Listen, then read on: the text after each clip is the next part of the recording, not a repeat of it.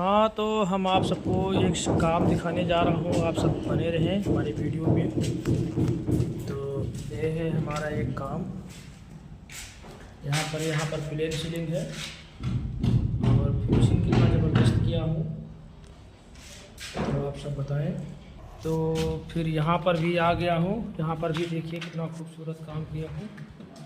यहाँ पर table stuff का फिनिशिंग है, तो आप सब बताएं कैसे है फिनिशिंग और हमारा काम कैसा है। और हम काम करने वाले हैं, यूपी वाले हैं, बलरामपुर ज़िला से हैं।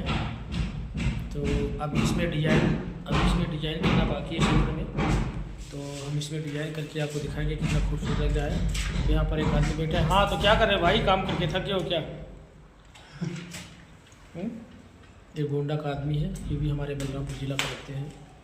तो आप सब कमेंट करके बताएं हमारा काम कैसा लगा आपको देख के।